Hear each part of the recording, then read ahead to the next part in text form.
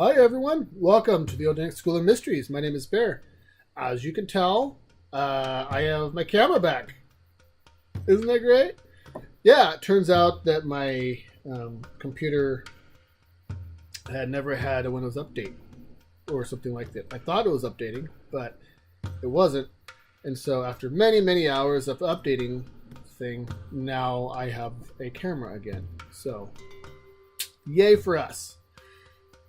Okay, so the information we're going to right now is very dear to my heart. It's one of the first times in the mysteries that I had something objectively that it was pretty clear cut on how do I put it? It gave me something to work on. So like a lot of what you do at the beginning is just learning a lot of stuff. You know, you learn about symbols, right? You learn about the mind, you learn about language, and there's just all this stuff. And they all seem like they're these little islands, and it's not really clear at the beginning on how it applies to you, right? And so you don't really like, okay, so I know there's a masculine and feminine. How does that affect me? This was the first time in my journey that I had something that I could objectively work on with myself, and it was clear cut. And it was the first steps in setting myself free, legitimately setting myself free. And so, because it was such a big deal for me, I wanted to take the time to go through it with you.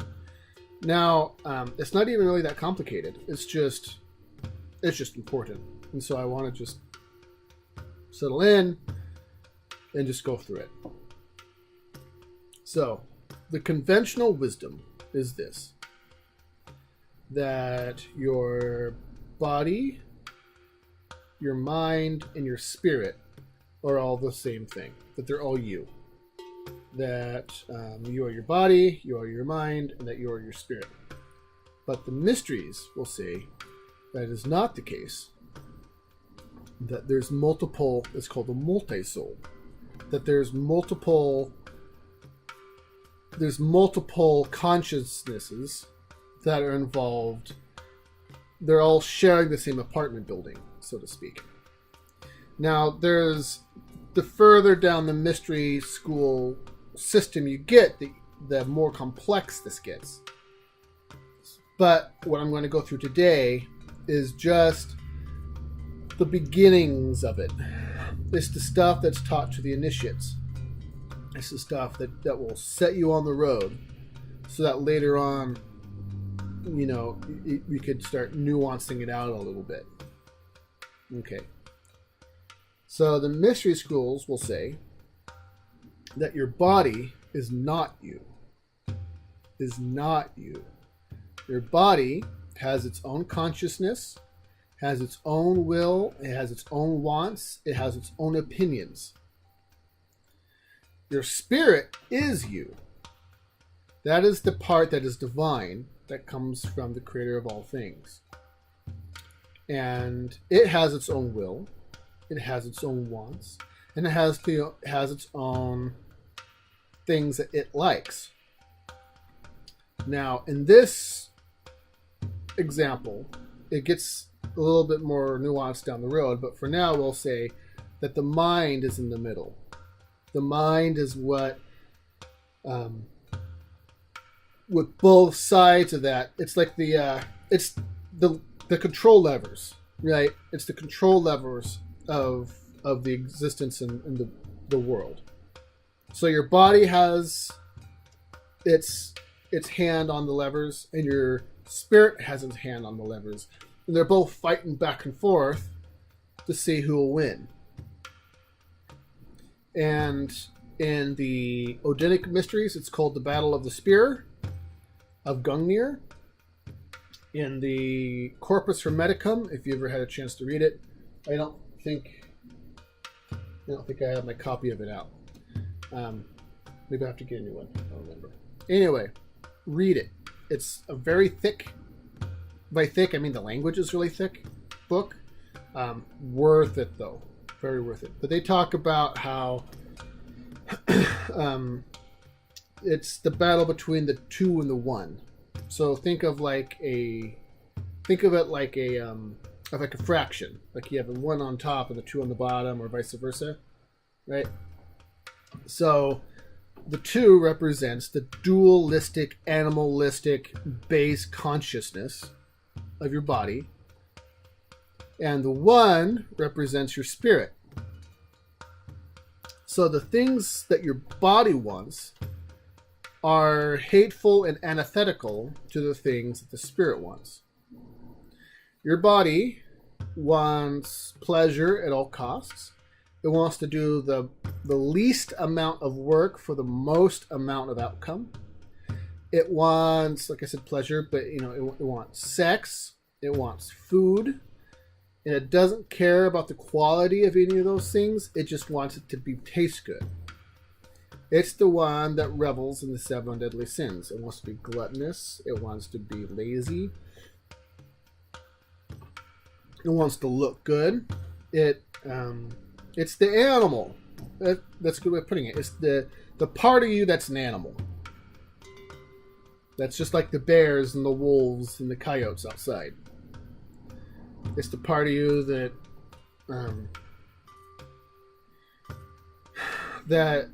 just desires those animalistic things. Those are the things that are hateful to the spirit. The spirit is divine. Spirit comes from God. The spirit hates that kind of thing. The things that the spirit wants is to get back home. It wants to return to the source. It wants things that, at least assuming you have a good spirit, I assume, it wants things that are good. It wants things that are good. It wants to learn and to grow and to study and to work hard. It wants to be unified. And so the things that the body wants and the things that the spirit wants are totally different from each other.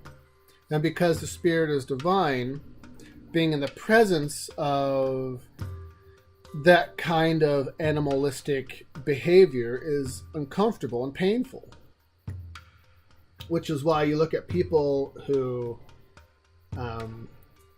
just have loads of women and have all the sex, drugs, alcohol. You see these Hollywood stars. They smile, but their eyes are dead. You see these people who have everything and nothing at the same time. And they live a miserable existence. They're miserable. And so there's quite a bit of mystery school phraseology that comes out of this. So many people don't know this, but this is the original meaning of the burning forever in hell. It was never biblical. You're not going to be able to look it up in the Bible and say, here it is. That's where it says it. It's because it's a mystery school axiom.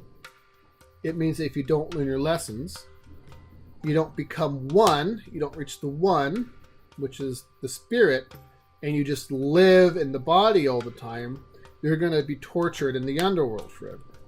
You're going to be recycled over and over and over and over and over again until you get it.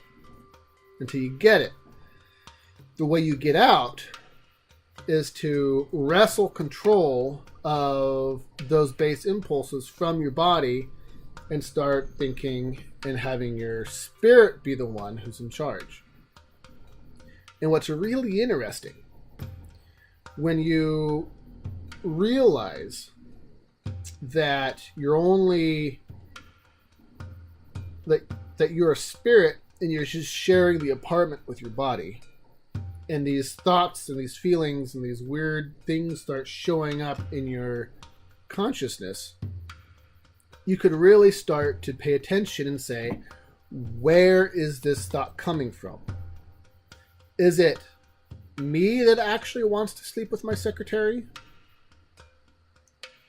Or is it something, or is it my body that actually wants to sleep with my secretary? You know, there's a lot of things that come up where it's like, do I really want to do that? Do I really want to do that? You know? Or is that my body talking? You know, it's called being, you know, in the mystery school, it's kind of lovingly referred to as your personal Jotun. The Jotun are the frost giants. They're the demons, quote unquote. That's not a perfect apples to apples comparison, but essentially it's the chaos side of creation.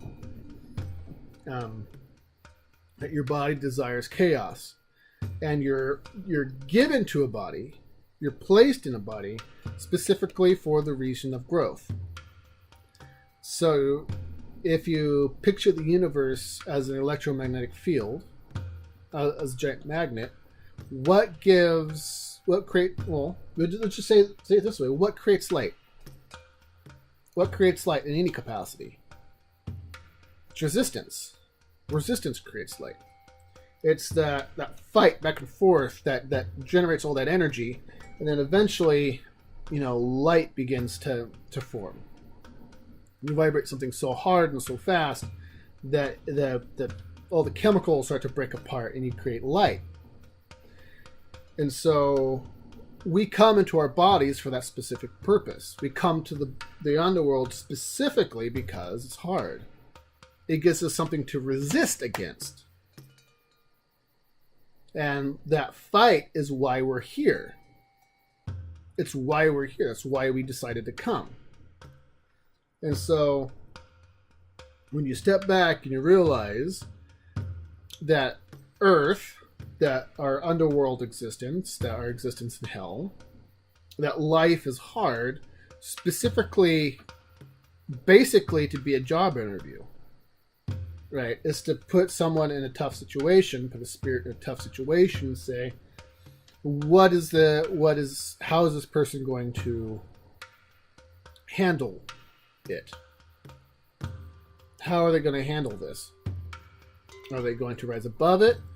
Are they going to become a pessimist? Are they going to just give control over to the body and let the body take care of it? Or are they going to decide that they're going to take the hard road and do it the right way and rise above what the body wants and become unified? And in the Odinic mystery school, it's called the upward pointed spear, or the spear of victory. So when the spear is pointed up, so it's a fraction, right? 1/2. Ignore the bottom part for right now. It's that's something else, but it's a fraction, 1/2. Dualism, base consciousness, the lower brain, right, in balance, and on top is unity, the spirit. But if your body rules you, it's called the unbalanced spear, or the interred spear, where it's stuck in the ground, which is known as the conquered spear, or the conquered territory, spear of the spear of the conqueror. You're unbalanced. Dualism reigns, and you are led by the body instead of the spirit. This is why it said that Odin was pierced by his own spear on the world tree. Right?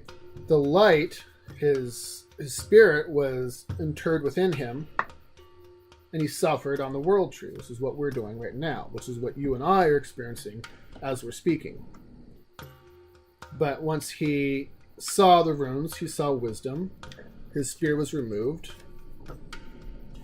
and he was set free. The shining tip of the spear was set forth, was able to shine forth, and now he had the light of gnosis again. And so, you know, once you kind of start working with this, it's really interesting to see, because it happens pretty quick. Once people realize what's going on, the jig is typically up. Right. The body, once the spirit begins to take control, the body is very good about quietly just surrendering itself. The body likes slavery.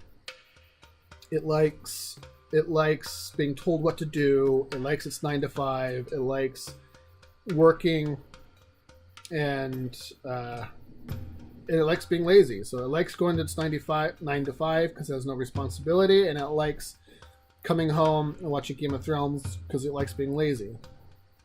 You know, the body is kind of a dick. Really. You know, it's like a really bad boyfriend. And so you, once you realize what's going on, you can start analyzing your own thinking. You take a step back. I call it, I'm almost done.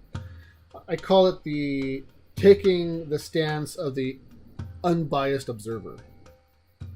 It's actually a meditation technique too, where you, instead of being present in your thoughts, you take a step outside of yourself almost and like look at them from afar and just observe what's going on in your mind. A really good, if you have a hard time with this, a really good way of doing it is writing your thoughts out in the third person. Like if you're going to write a story. Like if I was doing this, like Braden sat down and, Bear sat down and he was thinking about, you know, going and having a hamburger, but he knows he's not supposed to have a hamburger with bread on it. So, you fight the fight. You can start writing out the fight. But what that allows you to do by looking at yourself in the third person is you can observe. It becomes easier to tell where those thoughts are coming from. What you really want. Do you really want to do that? Do you really want to have sex with everybody that moves? Or is your body is just a hornball and you're like, screw you, body. I'm in charge. We're not going to do that. And it kind of detaches you from... It's really interesting. It's like... And this is what happened with me. So, a lot of these chaotic emotions that happen all the time, these highs and lows, that being hit with all this emotion all the time, just, you know, the regular day-to-day pain of being in the underworld, once you realize that is just the things that the body is experiencing, and you're actually your spirit, you're kind of above all of that. It's like you're up here and the highs and lows are kind of hitting down here, right? And so you kind of, you know, they still affect you, you know, because you're still interred in your body. You're still in the underworld. But knowing that you are not your body makes a big difference on fighting things like depression, fighting things like anxiety, and fighting things like, you know, career choices and that kind of stuff. It makes you separate out a little bit and seeing things in a more practical perspective. And it makes life so much easier. It makes life a joy rather than a laborious chore, in my experience. Some people are just bound and determined to have life be a laborious chore. I'm not one of those. So, all right. I love you, folks. Thank you so much for seeing me, and I'll talk to you later. All right.